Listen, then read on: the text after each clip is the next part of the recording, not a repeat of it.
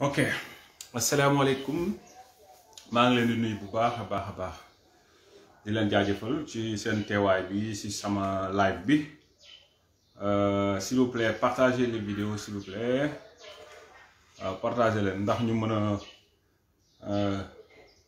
am ñeneen ñi ñoo xamante ne peut-être dina leen intéresser s'il vous plaît si vous pouvez partager la vidéo ça va beaucoup nous aider ndax waxtaan bi gën a xumb lii grand Fansou Doumbia doyen Charles maa ngi leen di nuyu bu baax waaw ok voilà comme vous venez de le constater suñu thème bi tey bi mooy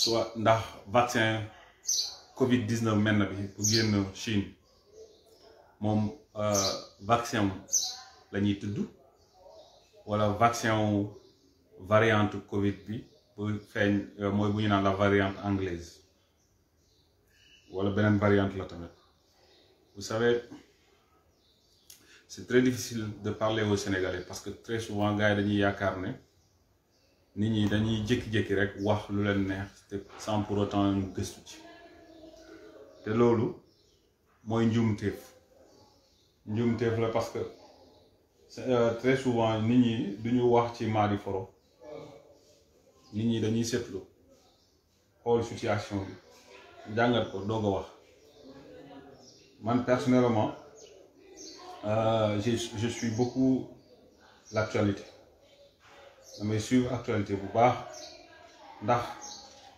c'est important d'être informé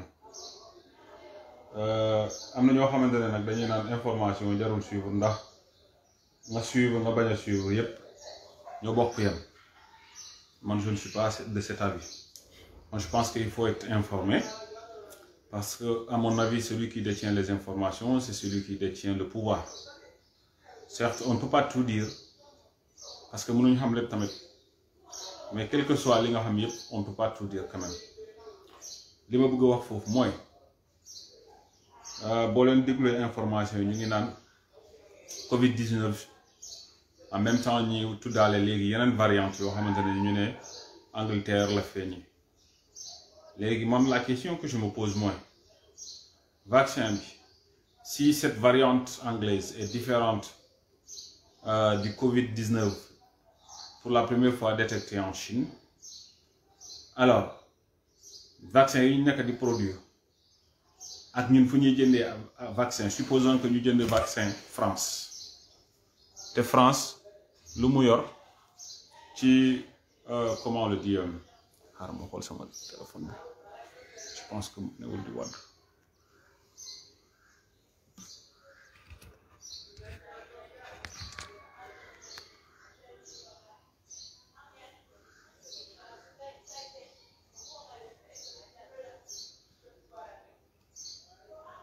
ok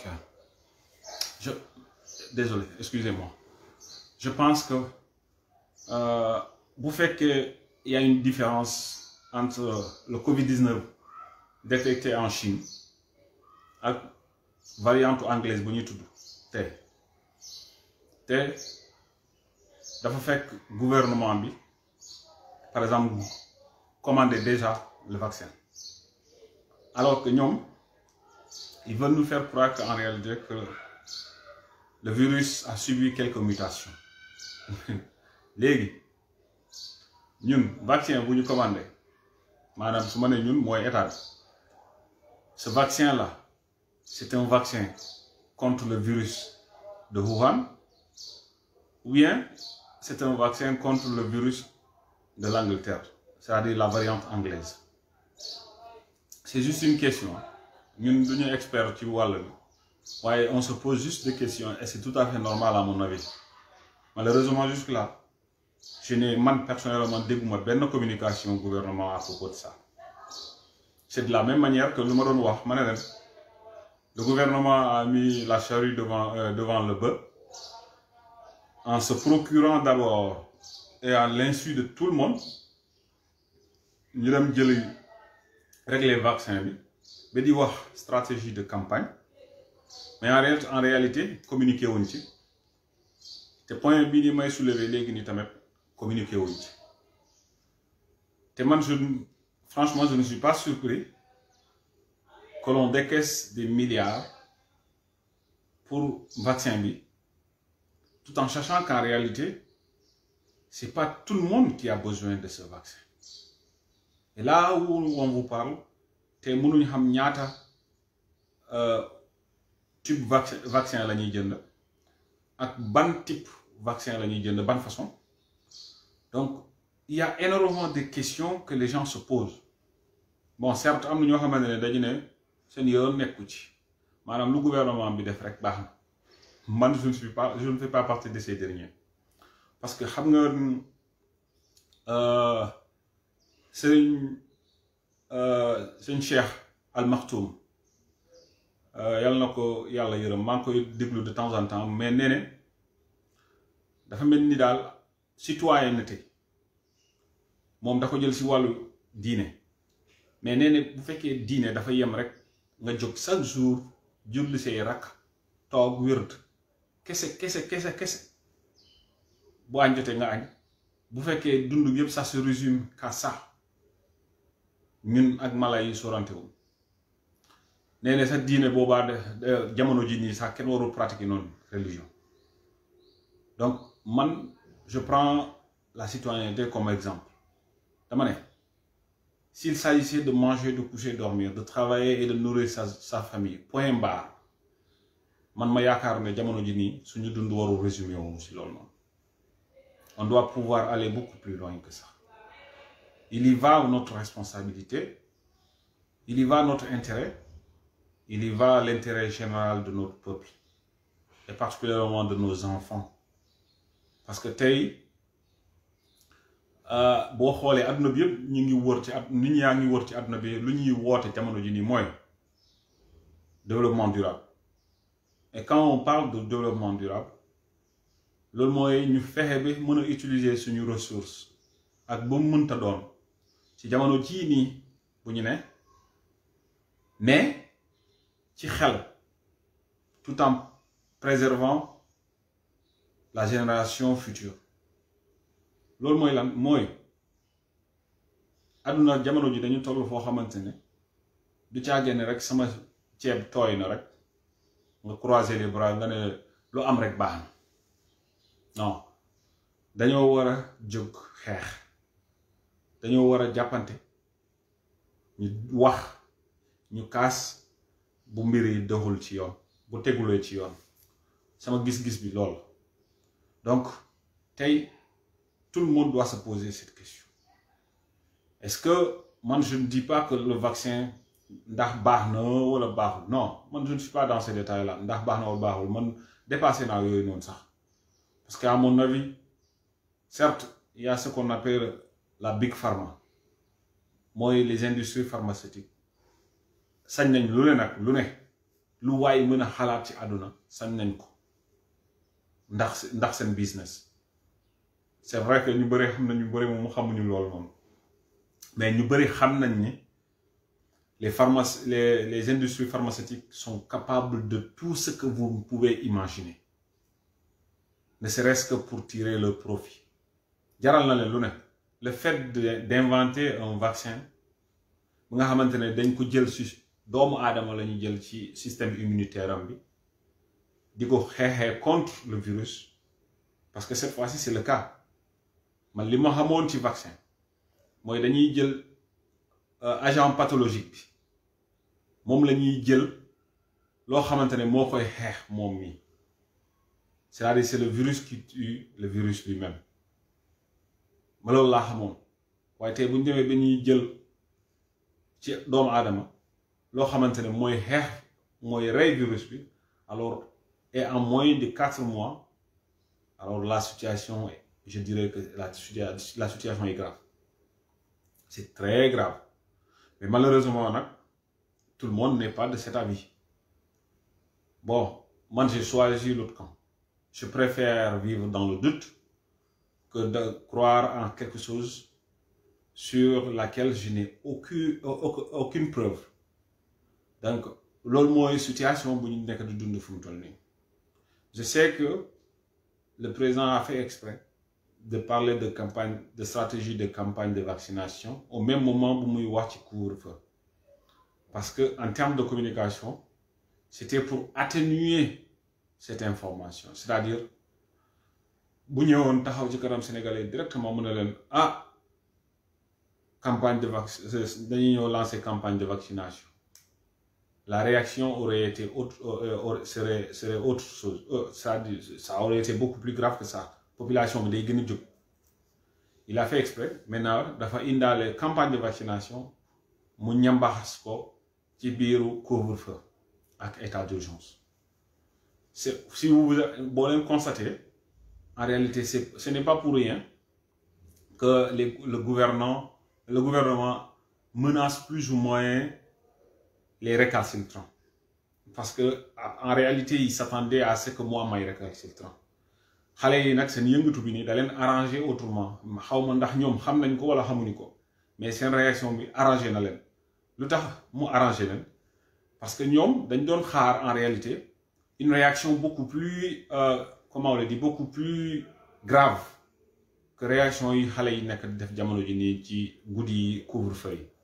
Ñom dañ doon xaar luñ doon njort moy mo am réaction xalé yi ci lu jëm ci mbirumu campagne vaccination bi nga xamanteni ñu bëre seen xel dalu ci xaalis bu ñu duggal fu mu toll ni manam xaalis bu takku bu ñu nara duggal ci vaccination. Donc du coup, c'est-à-dire ils ont plus ou moins utilisé un système. C'est-à-dire au lieu que les gens se lèvent contre le plus grave, ils cassent sur le moins grave en réalité. Au lieu que vaccination bi donne débat, au lieu que xaalis bi ñi duggal ci vaccination bu nga xamantene cette fameuse loi d'habilitation moo jox prérogative président de la République mu mën a génne xaalis somme bu ko neex te du jaar assemblée nationale te kenn du ko yëg tu vois ba bu ko dépenser ba pare après lay ñëw rendre compte et je me demande comment est-ce qu'il va rendre compte si c'est le ministre qui va se mettre devant l'Assemblée nationale ou le président devant le peuple.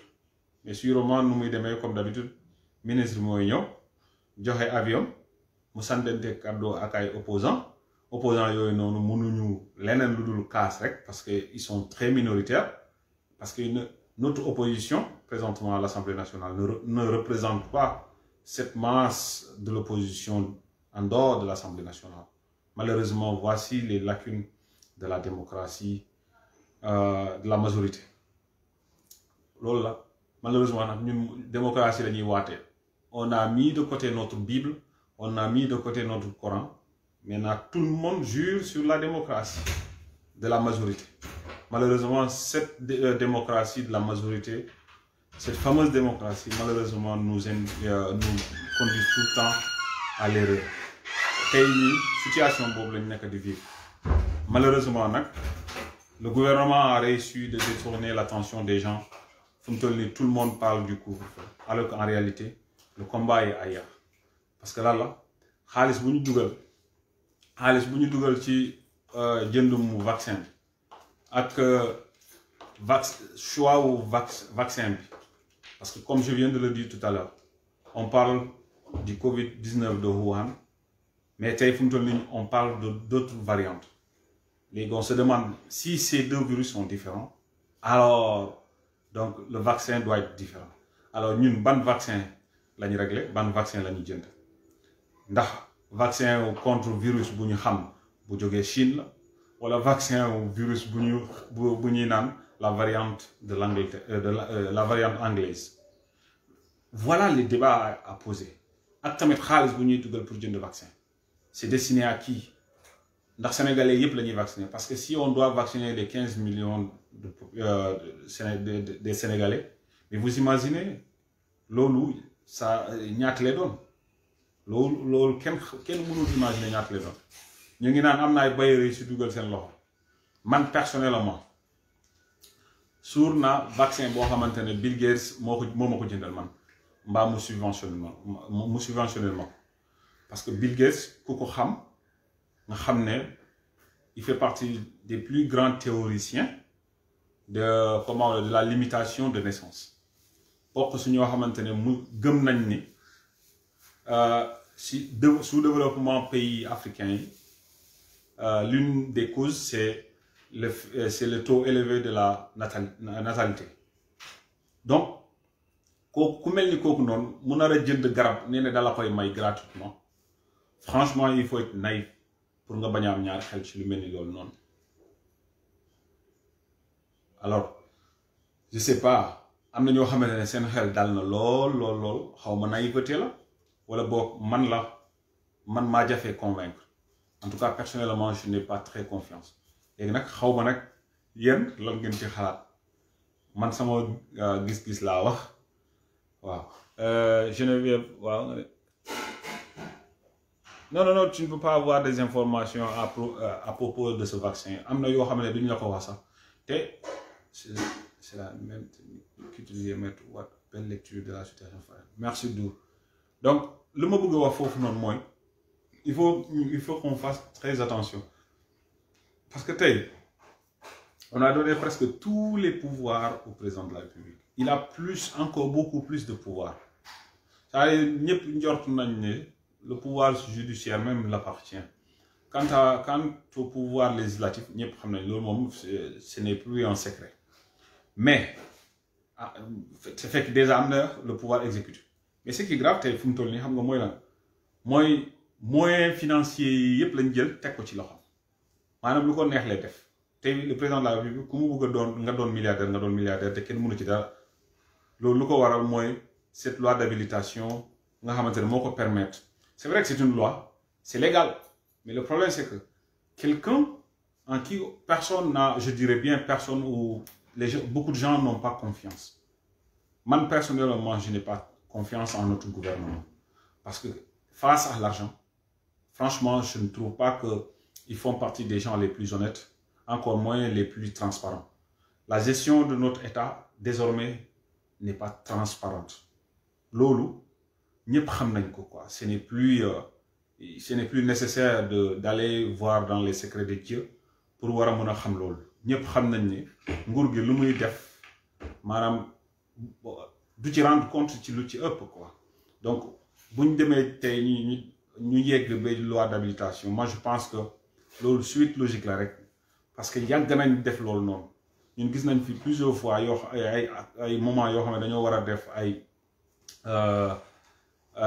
ay marché public yoo xamante ne dañ leen war a déclarer mais duñ ko déclarer dañuy jékki-jékki rek gars yi passer à la signature.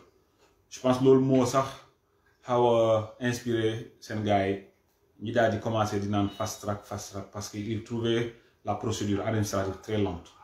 Mais je pense que lenteur boobu noonu certes inconvénient mais c'est nécessaire pour la transparence dans la gestion. Malheureusement tey ñoom ils se préoccupent de ça. Mais un citoyen lambda en souffre beaucoup plus de cette lenteur administrative.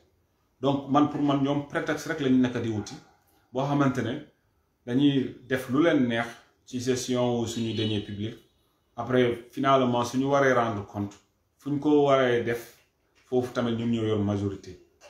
Si sur 165 députés, si 150 députés se lèvent pour applaudir ou contredire le reste, c'est-à-dire les quinzaines qui restent, mais attendez, lolo, ça ne peut pas se voir. Quel monde comprend, quel monde ragné en réalité, il y a quelque chose. Tu vois, Rawatina Nakren, autre chose. Ousmane Sonko n'était pas à l'Assemblée nationale, du moins, il n'a pas pris la parole durant tout le vote du budget. Donc, situation bini, il faut que nous vivre. Le doyar là, malheureusement, nous avons def liggéey bi ñu wara def information jox nit ñi information yu baax diko wuti ji à la source moy la presse. Malheureusement cette presse nous déçoit de plus en plus. Chaque jour dañuy décevoir ndax ils font pas leur boulot convenablement malheureusement. Légui nak fofu la population bi dem ba ñu commencer weddi journaliste bi ak presse bi di jéema rabattre ci ay activistes parce que comme le m'a dit, quel que soit Alpha, les activistes sont à mesure au moins parfois de nous donner des informations brutes c'est vrai qu'il va falloir yow mi nit ki nga war a mun ko déceler xam nga ba mu mën a doon information bu consommable mais c'est différent de koo xamante ne journaliste là il va à la recherche de l'information, il collecte des informations, mais malheureusement durant le traitement de cette information, tu vois, l'information perd toute sa valeur parce que lu ko waral mooy ay émotion lañ ci dugal ay parloo ci politique, tu vois, ay humeur ñu dugal ci ay comédie jusqu'à ce que finalement ça ne devient plus une information. Parce que quand on parle d'information, on parle de la fidélité, on parle de l'intégralité, tu vois, on parle de la vérité, tu vois. Donc malheureusement, Sénégal, c'est présentement un problème boblayan. Mais imaginez une population face à une presse comme celle-ci.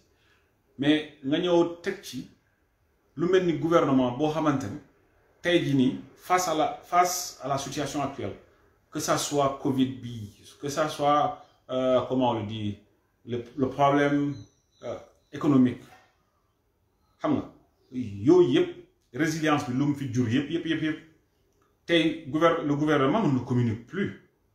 Parce que nous, très souvent, ça, ils confondent la communication et l'information. Ils viennent, ils informent la population et c'est fini. Mais il faut informer, communiquer avec nous. Faut ñom dañoo jël sous prétexte de la loi d'habilitation ñu def lu leen neex manam lu way bëgg dal def ko ay décret dal lañuy signer ay arrêté point après le reste ils s'en fichent. Donc du coup gis nga tay ni population bi ni nga xamantene muy génn ni ay goudi di casse ces gens là en réalité lu ñuy def ni ñom ñu leen ci doon xaar ils savaient que la population allait sortir dans la rue xamoon nañ ko. Mais suñu sañoon mu demee nii que bu bañoon demee neneen maanaam ñoom lu ñu ragaloon en réalité comme li ma doon wax sànq ils avaient peur que la population sorte contre le vaccin et l'argent utilisé pour le vaccin pour l'achat du vaccin. Voilà le problème en réalité. Malheureusement population bi bu ñu ñambaasalee vaccination bi ak couvre-feu bi ñu def ko sortir. Si vous avez constaté en réalité, c'était le ministre en réalité de l'Intérieur qui devait faire la sortie. Mon moron guen pour voir ci couvre-feu bi ak état d'urgence. Mais le patron lui-même, il a pris les choses en main parce que c'est un cas crucial. Il n'a pas trop confiance au gars parce que xamuko non trop ministre de l'Intérieur.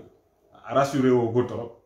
Donc du coup, le président lui-même, il était obligé de prendre, tu vois, le bâton pour Moudjok, pour voir la population. Mais pour nous ils ont fait exprès de nous couvre-feu avec Nyambasti, la stratégie de campagne de vaccination.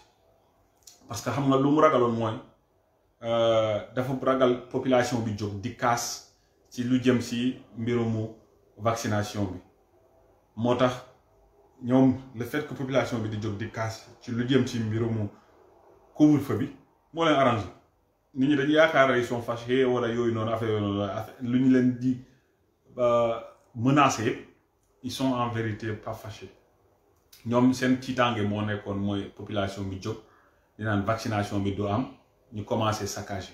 C'est là où se trouve leur plus grande peur.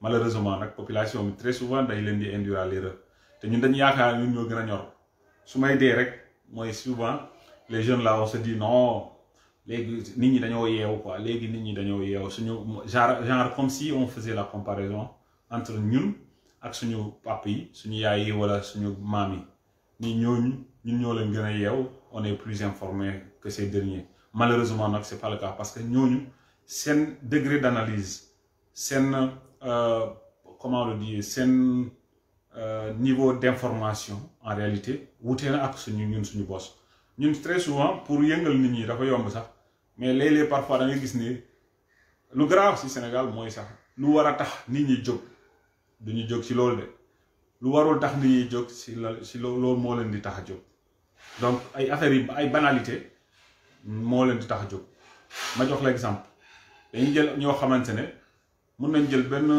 fonctionnaire ñu dal ci kawam jaay ko doole dàq ko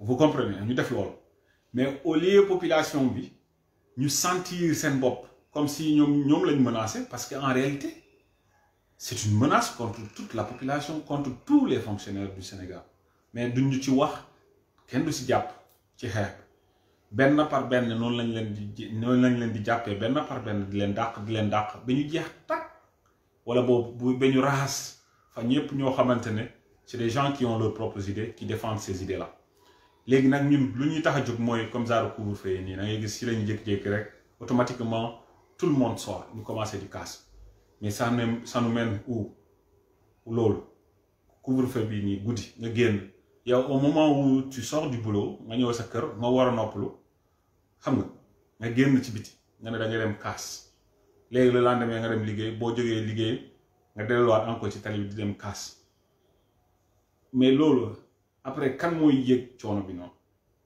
coono bi kan moo koy yëg man dama yaakaar nit ñi foofu la ñu war a njëkkee xalaat loolu la ñu war a njëkkee xalaat mais malheureusement dañuy manipuler ba à un moment donné ñun sax suñu bopp ñun kenn du xam lu ñu bëgg en réalité tu vois parce que comment se fait-il koo xamante ne yow leer na la ni xaalis yi ñuy dépense tey par exemple gouvernement bi xaalis bu ñu génnee ci biir dëkk bi bu ñuy mayee bu ñuy lekk tu vois yow xaalis yooyu noonu nga ne sa yoon nekku ci lu leen neex lañ def moment bu ñu naree wàcc dinañ wàcc après dina jeex quoi et puis tout le monde c'est la poule douce quoi ñu réglé toog benn place di xaar yàlla quoi léegi ñu ne loolu garaaw mais lan moo garaaw mooy bés bu ñu jàppee jékki-jékki rek ñu jël décision boo xamante ne parce que il faut reconnaître au moins que le président il a tous les droits pour décréter état d'urgence ak couvre-feu